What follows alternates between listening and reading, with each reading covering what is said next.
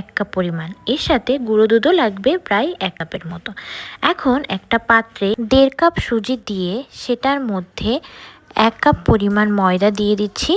এর সাথে 1 কাপ পরিমাণ চিনিও অ্যাড করে দিচ্ছি। এখন পরিমাণ মতো জল দিয়ে খুব ভালো করে নেড়েচেড়ে একটা ব্যাটার তৈরি করে নিব। পর 1 ঘন্টা রেস্টে রেখে দিতে হবে। কনসেন্ট্রেশনটা কেমন হবে সেটা আমি ভালো করে দেখিয়ে দিচ্ছি। একবারে বেশি জল মেশানো যাবে না, অল্প অল্প করে মেশাতে হবে। যেহেতু সুজি দেওয়া আছে একটু টেনে যাবে এটা, এই জন্য অল্প অল্প করেই জলটা মেশাবেন। শেষ পর্যন্ত কনসিস্টেন্সিটা এরকম চলে আসবে। এখন এটা রেখে দিব। অন্তত 1 ঘন্টা এটা এরকম করে রেখে দিবেন ঢাকনা দিয়ে। এখন চলে যাব পরবর্তী ধাপ। পুর বানানোর জন্য আধা লিটার দুধ ভালো করে ফোটানোর পর এটার মধ্যে 1 বাটি গুঁড়ো দুধ দিয়ে দিচ্ছি। দিয়ে কিছুক্ষণ ভালো করে জাল দিয়ে নেব।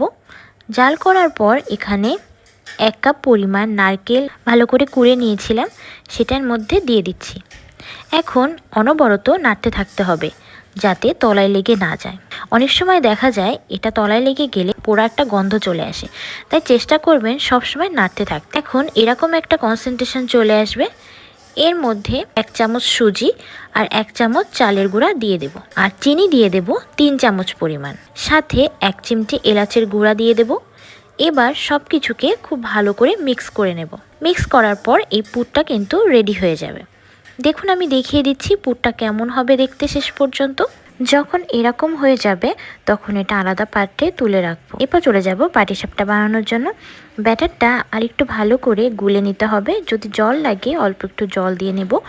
এরপর একটা ফ্রাইং প্যানে তেল ব্রাশ করে নিয়ে, বা আমার কাছে ব্রাশ এ সময় ছিল না, তাই আমি বেগুনের বোটা দিয়ে এটা ভালো করে তেল লাগিয়ে নিয়েছি।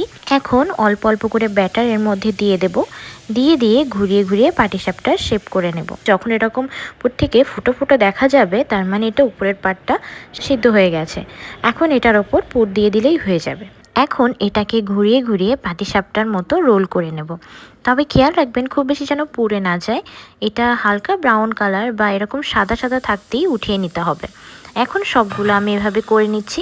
আরও একটা আমি এখানে দেখিয়ে দিচ্ছি। এরকম একটু তেল ব্রাশ করে নিয়ে ভালো করে ফ্রাইং প্যানে ব্যাটারটা দিয়ে যখন এরকম হয়ে যাবে তখন এটার ওপর পুরটা দিয়ে দিতে হবে। এখানে পুর একটু বেশি করে দিলে কিন্তু খেতে বেশি ভালো লাগবে, তাই চেষ্টা করবেন একটু বেশি করেই দিতে।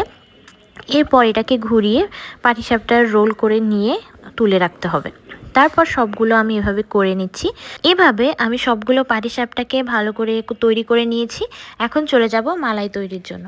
মালাই তৈরি করার জন্য প্রথমে আধা লিটার দুধ ঘন করে জাল দিয়ে এর মধ্যে নারকেল পেস্ট